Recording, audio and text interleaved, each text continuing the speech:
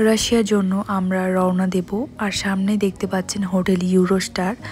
আমার মতে এই হোটেলটি খুবই ভালো, কারণ আমরা এতদিন দিল্লিতে এসেছি, তো আমার সবথেকে বেস্ট এই হোটেলটিকেই লেগেছে। কারণ আমরা তখন অনেকটা বিপদে পড়ে গিয়েছিলাম আর আমাদের ফ্লাইট ছিল। তো আমরা যেহেতু রাশিয়াতে আসবো, তাই আমাদের টাকাটাকে রুবেলে কনভার্ট করতে হতো। তো কার কাছে রুবেল পাওয়া যাবে এটা ওই মালিকই আমাদের জানিয়েছিলেন এবং হোটেলে ডেকে আমাদের কনভার্ট করিয়েছিলেন। তো আমার খুবই ভালো লেগেছিল, কারণ আমরা বিপদের মুখে ছিলাম আর উনি আমাদের হেল্প করেছিলেন। শুধু এটাতে নয়, অনেক কিছুতে উনি আমাদের হেল্প করেছিলেন। চারিদিকটা প্রায় রমঝমে, আমরা এয়ারপোর্ট পৌঁছেই গেলাম। আর মনটা অনেক বেশি খারাপ করছিল আর অনেক টেনশনে হচ্ছিল।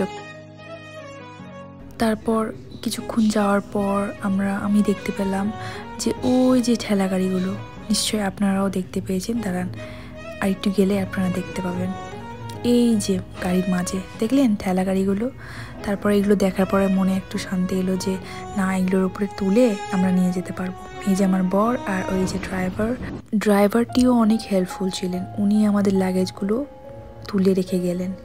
তারপরে চারিদিকটা দেখলাম, মনটা খারাপ করছিল, কিন্তু নিজেকে সাহস দিচ্ছিলাম যে না, এখানে তো অনেকেই আছে যারা নিজেদের প্রিয়জনদের ছেড়ে ছেড়ে অনেক দূরে যাচ্ছে। তো এগুলো দেখার পর আমার একটু মনে কোথাও না কোথাও একটু মনে হচ্ছিলো যে না, মন খারাপ করব না, যাই, একটা ভালো কাজের জন্য যখন যাচ্ছি তখন যাই। আমার বর এগুলোকে উঠিয়ে দিচ্ছে ওই গাড়িগুলোতে, যেগুলো আমি তখন দেখাচ্ছিলাম আপনাদের। অনেকগুলো লাগে জানেন তো। আর সামনে দেখুন কত বড় বড় দুইটা বাস দাঁড়িয়ে রয়েছে। এয়ারপোর্টটা অনেকটা বড়। আর এই যে আমি খুব নার্ভাস ছিলাম। বোর্ডিং টাইমে আমি এই ভিডিওটা করেছিলাম। তার আপনাদেরকে চারিপাশটা দেখাই এয়ারপোর্টটা অনেক চকচকে আর অনেক মানুষে ভর্তি। তখন প্রায় 2টা রাত বাজে। কত মানুষ এখনও লাইনে দাঁড়িয়ে রয়েছে রাত 2টার সময়। আমাদের সমস্ত প্রসেসিং হয়ে গেল এবং আমরা ফ্লাইটের জন্য আমরা রওনা দিচ্ছি। এটা আমাদের অনেক দিনের স্বপ্ন ছিল যে আমরা একসঙ্গে রাশিয়া দেখব। ক্রিসমাসের সময় এখন খুব সুন্দরভাবে চারিদিকটা সাজিয়েছে। আমি ভিডিও না করে আর থাকতেই পারলাম না, দেখুন। আর এই যে স্যান্ডেলের স্টোর, আমার তো দেখে খুবই লোভ লাগছিল, কিন্তু এখন এইসব করলে হবে না। এখন যে কাজের জন্য এসেছি সে কাজটি করতে হবে। সামনে এবার যাওয়া যাক।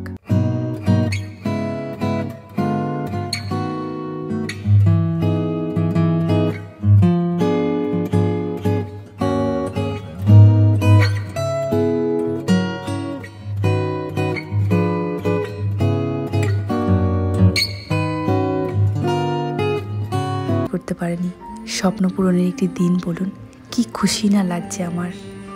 চলুন, আল্লাহ হাফিজ।